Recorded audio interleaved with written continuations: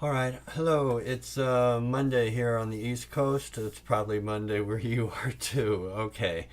Um, Want to do a quick video this week to recount last week and to introduce this week's materials on present value and net present value. Um, Last week, right, we just generally talked about the importance of making sure that your long term financial strategies are complementary with your long term operational strategies so that they can combine and sustain the organization financially and operationally and to maximize your mission, right? It makes sense. We've been talking about the importance of having complementary financial strategies and operational strategies in order to maximize mission, and we've sort of done that in the short term, so to speak.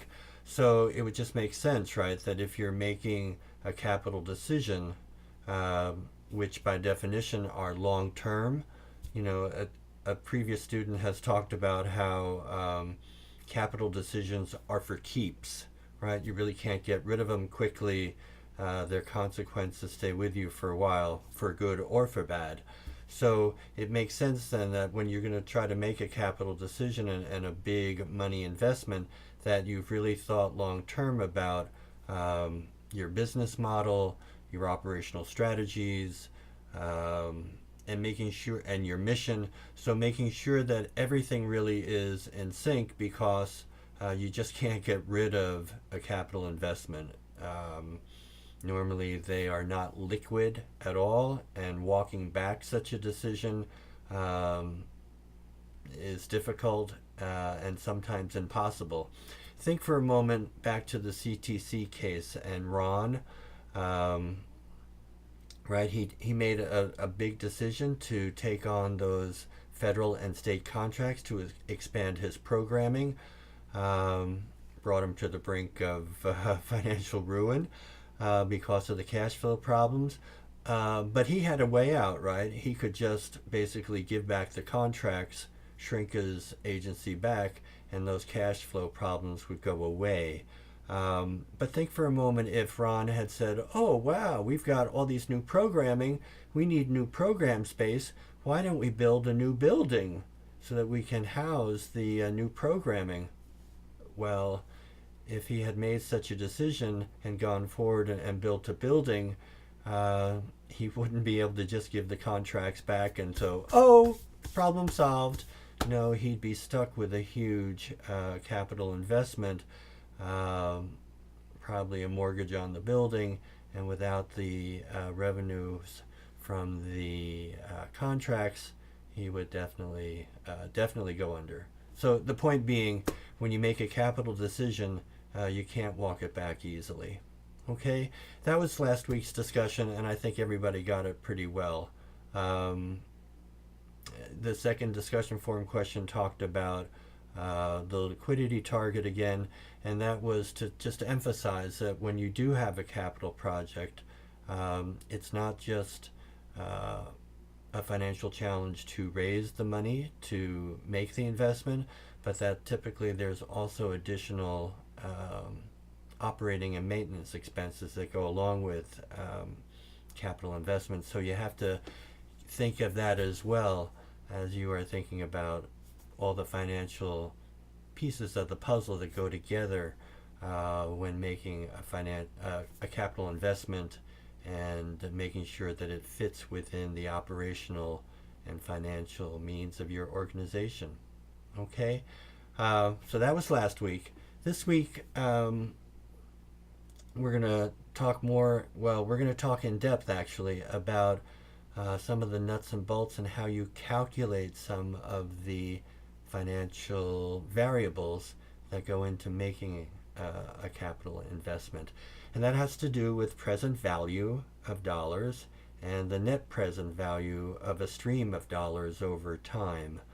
Um, I'll dare say I thought the lecture this week was pretty good, so I'm not going to go into a lot of depth here, but I will highlight that in the readings this week, in order, you need to really pay attention and you really need to understand uh, the readings in the Weichert book.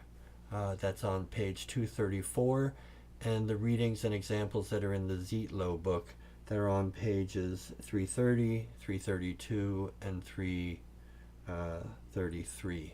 Okay, you won't be able to do the assignment this week unless you understand those pages. Okay, and frankly, the last assignment we had that involved some calculations, relatively simple calculations of allocating shared cost across different budgets.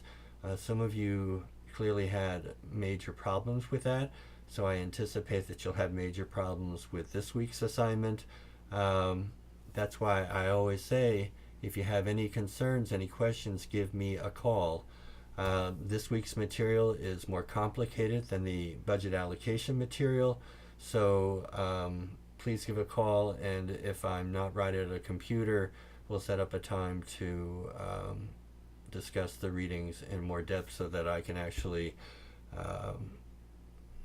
give you informed advice and guidance. Okay? Please, right, you know the number. Here it is. 413-237-7475. Right? Don't be a stranger if you are getting lost in the assignment. Okay? Because as we build toward the end of the course, it's this type of actual application of the theory. Application meaning the ability to analyze a problem, a word problem in this week's case, or numerical problems, looking at all the data in financial statements, and being able to, do some simple calculations about that allow you to understand what's happening in the organization financially. This is really key to being a good financial manager and making good, sound financial decisions.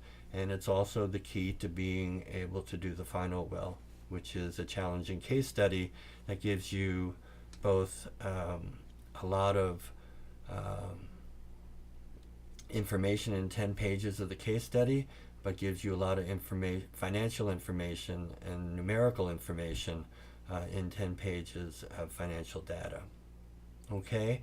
So, again, forewarned is forearmed or something like that. Anyway, I want to invite you to receive extra talking with me on the phone if you have any issues or any questions about some of these assignments that are coming.